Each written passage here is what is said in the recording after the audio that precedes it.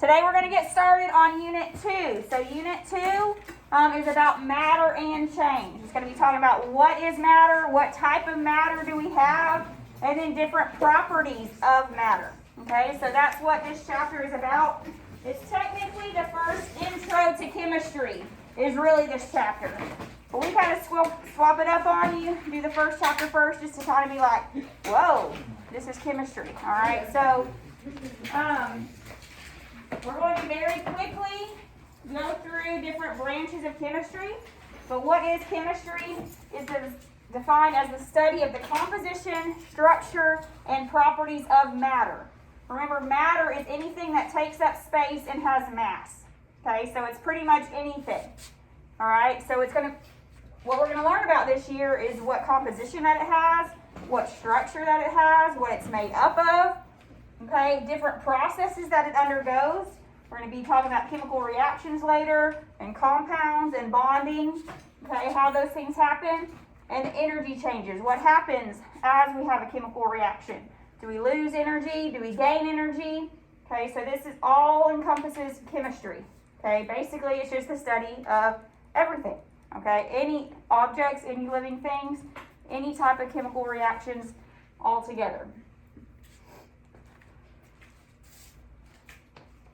We're going to fly through different types of chemistry. You do not have to write down all these types of chemistry. You will not be tested on these different types of chemistry. It's just to let you know how widespread chemistry is, okay? Because it can basically touch and deal with everything.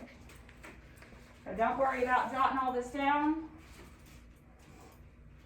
Inorganic, okay? So one of the branches of chemistry is called inorganic chemistry. And inorganic chemistry studies non-organic or non-living organisms.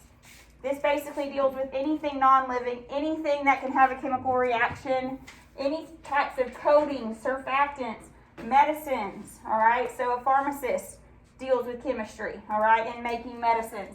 This can also deal with making fibers or plastics, oring for minerals, paint, microchips, all right? Chemists touch on basically anything that can be made that's not real, or I mean, not real, not living.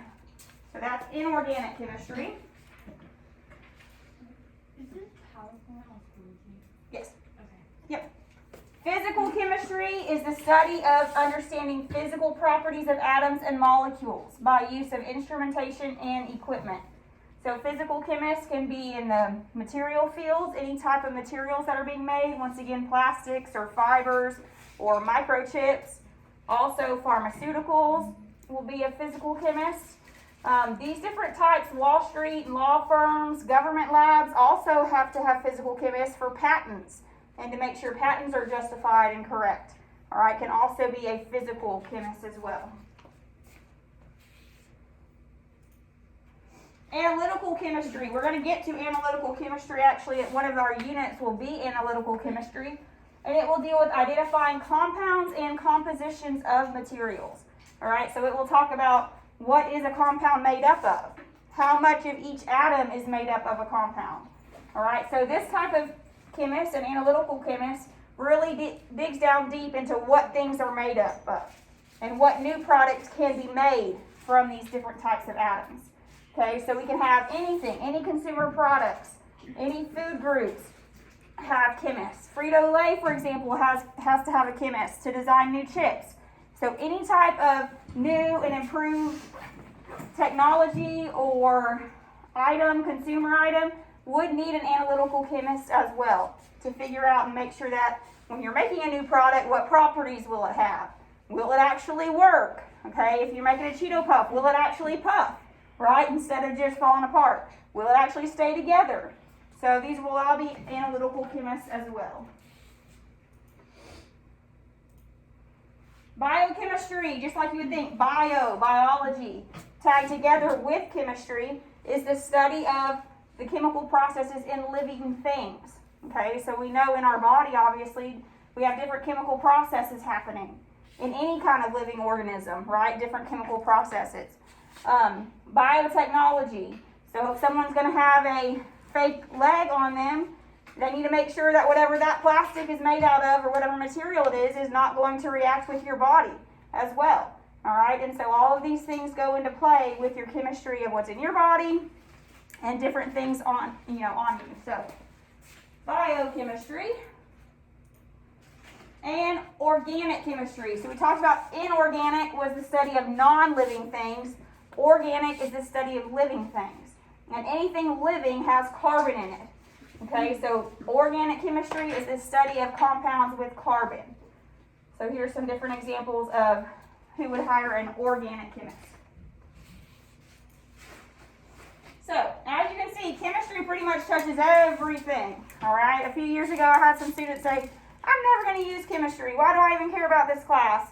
Blah, blah, blah. So I had them do this project, as you can see around the room, of all the jobs or what job they wanted and how it dealt with chemistry.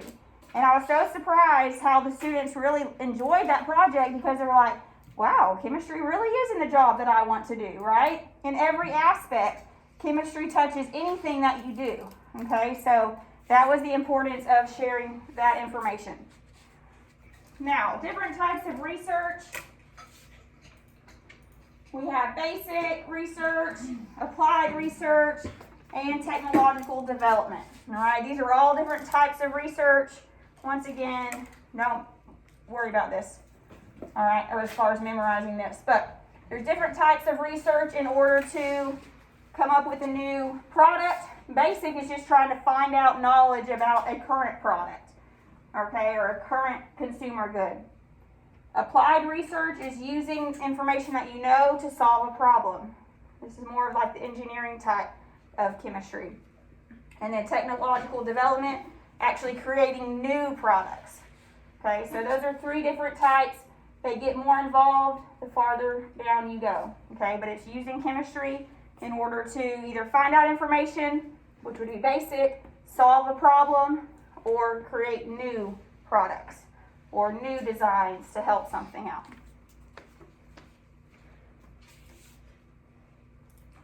Okay, now we get into the good stuff. Okay, properties. When we're talking about matter, we already said matter is everything that has mass, everything that takes up space. So matter can deal with anything. All right, so we can break matter up into two different categories, and matter will have different properties. So two different types of properties we can divide matter up. One is an extensive property. An extensive property depends on the amount of matter that is present. So if I'm going to take the mass of something, my mass will depend on how much of that substance that I have. All right, if I want to take the mass of a cup of salt, will my mass change depending on if I have a cup of salt or a gallon of salt? Yes. So mass is an extensive property. Volume 2. If I have a Coke can of Sprite, right, volume 12 ounces, or a 2-liter bottle of Sprite, is my volume dependent on how much Sprite I have? Yes, it's an extensive property. Okay, so properties in which they depend on how much matter you have is called extensive. The opposite of that is intensive. Intensive, independent. Think of intensive, independent. Do not depend on how much matter that you have. So intensive, independent. Remember when we were talking about density last chapter? And we said, hey, density doesn't matter how much you have. The density of iron, whether you have a small piece of iron or a big block of iron, is still the same. Okay, so density is intensive. It doesn't matter. Now let's think about melting points and boiling points. If I have a small dish of water on the stove versus a large pot of water on the stove, will that water boil at the same temperature? Yes. Right? It doesn't matter how much water I have, water is going to boil, has the same boiling point, no matter how much of it I have. It might take longer, right? But that doesn't matter. I'm talking about the actual boiling point. It's the same, okay, for each different substance. The same with melting point. It doesn't matter if I have one ice cube or a huge block of ice. That ice is going to melt at the same temperature. It will have the same melting point. Okay, so y'all see the difference between extensive and intensive. Extensive depends on how much you have. Intensive is independent, does not depend on how much matter that I have. Okay, so we'll use those words throughout the year to describe different properties that we're talking about. Okay, states of matter. Most of this is going to be a review for you, okay? Because you've heard solid, liquid, and gas before. We're not recreating any states of matter. It's the same as you've always learned, all right? So solid. Solid has a definite volume and definite shape, regardless of its container. So what that means, if I take a solid desk from this classroom and I put it out in the hall, right, my container is different. The size of the classroom versus the size of the hall. Does my shape of my desk change? No. Does the volume that my desks take up change? No. Right? So that's why it's definite. It does not change. It doesn't matter where you put a solid object, it still has the same volume and the same shape. Does everyone agree with that? Its particles are tightly held. So to our eye, we cannot see any solid particles moving. We do know at a microscopic level they'll vibrate in a fixed position, but very, very, very small amounts. Nothing that we can see to the eye. And the reason why they're not moving and the molecules aren't moving all over the place is because they're held together by very strong attractive forces. We'll learn a lot more about this later when we get into bonding. Okay, but we have positive ions and negative ions pulling these molecules together, pulling these atoms together to have a very strong attractive force. That's why a solid is held together so tightly. And that's why the atoms and particles cannot move around, okay, because they're strongly attracted together. Any questions about a solid? All right, next we're going to talk about liquid. What would you say about the shape of a liquid? Is it definite, meaning it stays the same, or indefinite? Indefinite, you're right. What about volume? Is the volume of a liquid definite or indefinite? It is definite, okay? Very good. So, liquid has a definite volume, meaning if I have a 2-liter bottle of Coke and it's fitting in my 2-liter bottle of Coke and then I pour it into a bowl, is the volume of that Coke still 2 liters? Yes. So the volume's the same. The volume never changes no matter what container that I have that Coke in. It's still 2 liters. But now when I say, does it take on the shape of the container?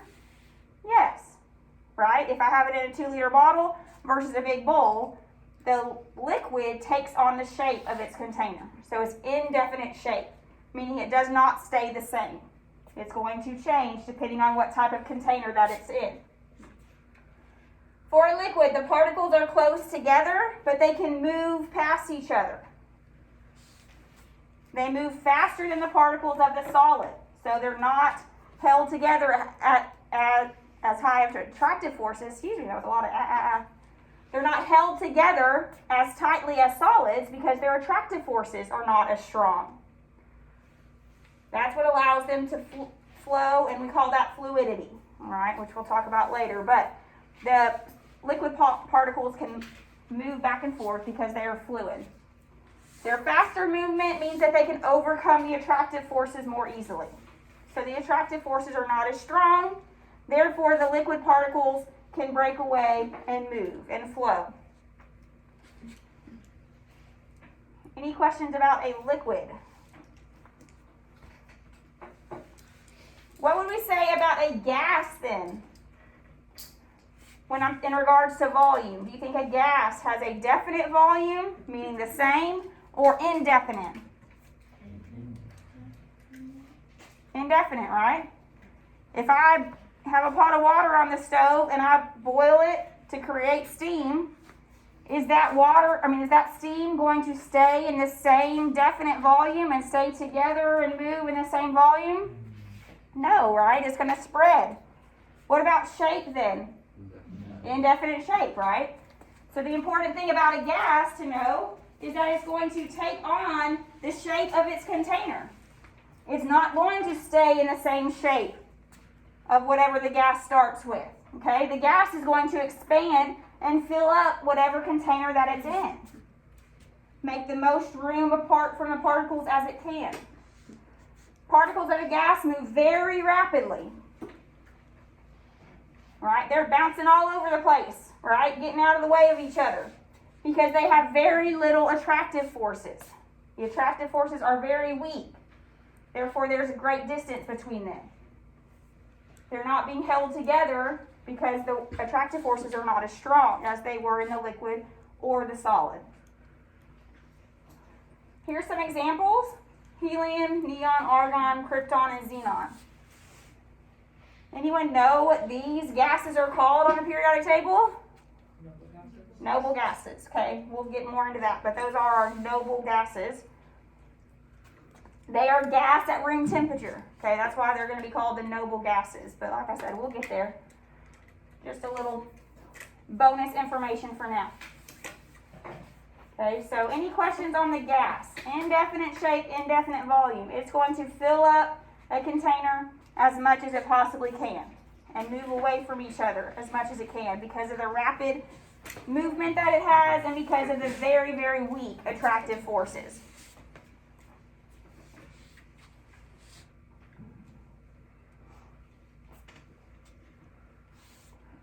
We have one more state of matter that we don't deal with very much. Does anyone know what that's called? Plasma. We're not going to deal with that one very much in this class either because it's just not very abundant, all right? We don't see it that much. But plasma is when we have a mixture of nuclei and electrons when atoms lose their electrons at very, very, very high temperatures. So plasma is made out of stars are made out of plasma, I should say, extremely high temperatures. That's why we don't see this state of matter on the Earth. Okay, so we don't really deal with it. If I'm ever asking you questions about states of matter, don't include plasma. Okay, we're going to talk about our main three most of the time: solid, liquid, or gas. But plasma exists. At very high temperatures, if you have an atom, and these high temperatures force the electrons to be lost, that's what creates this other state of matter called plasma. Fluorescent light bulbs at very high heats, would have plasma in them as well. But does not exist very often. Any questions on state of matter? Okay.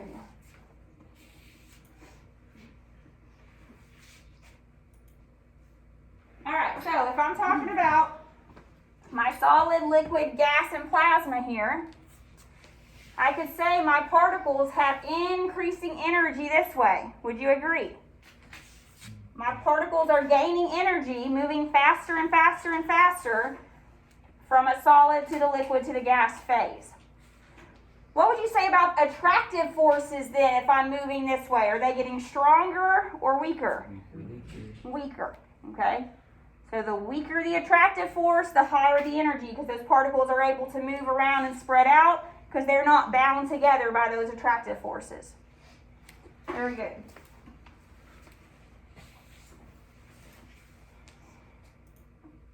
All right, last thing we're going to cover today is physical properties and changes. Okay, so physical properties and changes. What those are characteristics that can be observed. Those would be your properties, observed, or measured without changing the chemical composition of a substance. So what this means is I can cut something, but I haven't changed the chemical composition of whatever I cut. It's still the same. The composition has not changed. down to the compound level. Meaning I can revert back to my old substance. It might be cut, but it's still the same substance. It still has the same chemical composition. I can change the shape of something. And I haven't changed what it's made up of, okay? The chemical composition. Lastly, this one gets some students. I can change the state of matter. Meaning if I have a substance and I start with a liquid and I freeze it and go to a solid, have I changed the chemical composition of that substance? No, because I can simply melt it again and be back right at the same substance. I have not changed the composition, okay? So the 3 S's, if I change size, shape, or state of matter, those are all physical changes or physical properties. Okay, size, shape, and state of matter. The same thing from going to a liquid to a gas. Some people say, well, the gas isn't contained, right? Like if I'm boiling water as a liquid and I evaporate the water, is it still water molecules in my steam? Yes, that's all it is. Okay, so state of matter does not change what that substance is composed of. Okay, so here's some examples. Boiling point we just talked about, that's just a state change. Going from the liquid to a gas, just physical. Cutting metal, right? You're changing the size or the shape, but not what that metal, that sodium is composed of. Any questions on physical properties or changes? Chemical properties and changes. Now, chemical property is when the ability of a substance to undergo changes that transform it into a different substance. So anything that creates a chemical change has a brand new chemical composition, meaning you cannot revert back to what it was before. It has made a chemical change. You've had a chemical reaction, okay, but you can't go back to where you were. If I burn a piece of wood, can I go back, and now I have ash in my fire pit, can I go back to my previous piece of wood? No, that's a chemical change. Okay, so chemical change means you go into a different substance. You cannot revert back to what you had before. Burning coal is an example, right? If I have a charcoal fire, I cannot get back to my charcoal bricks, right? It's not possible. I have a new substance, ash, based on burning. Now, rusting of iron. Rust is an interesting one because a lot of students say, well, I can just brush off that rust, right? You can get rid of rust. So why do you think that's a chemical change? I can clean my rust off and get back to my iron. My nice, pretty, shiny iron. Why do I still have a chemical change? Because you don't have as much iron. Very good. So that rust that I had on my outside, even if I can brush it off and clean it off, right? That layer of iron that turned to rust, I cannot get back. Okay, so think about that. It's not, you can get the material shiny again underneath the rust, but the layer of iron that turned to rust cannot come back. And then cooking an egg. Okay, we know you cannot go back to a fresh egg after you cook it. So anything that permanently transforms into a new substance is a chemical change. Okay, if you cannot revert back, it is a chemical change. Any questions on that?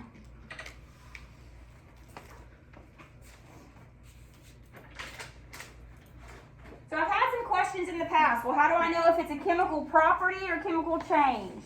Or how do I know if it's a physical property or physical change? So I just put a few examples up here. Properties are the ability of a substance to do something. I know that seems kind of vague, but you're like, what? Property is something to be able to happen, not actually doing it. Like the boiling point is a physical property. That's the ability of something to do.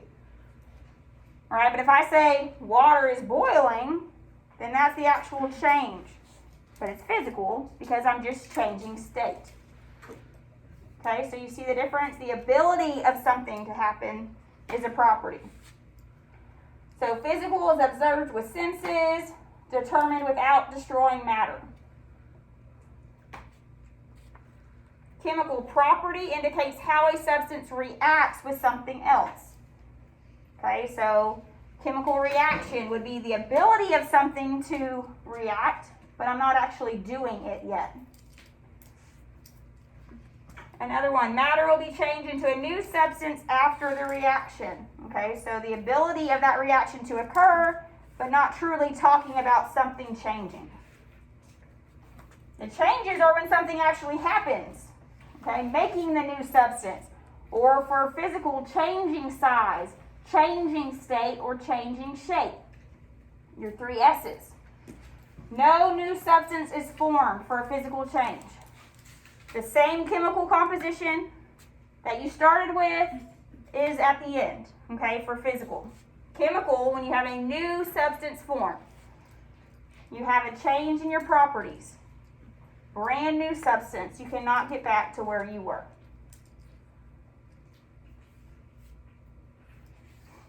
All right, any questions on state of matter or physical or chemical changes? Okay, let me stop this.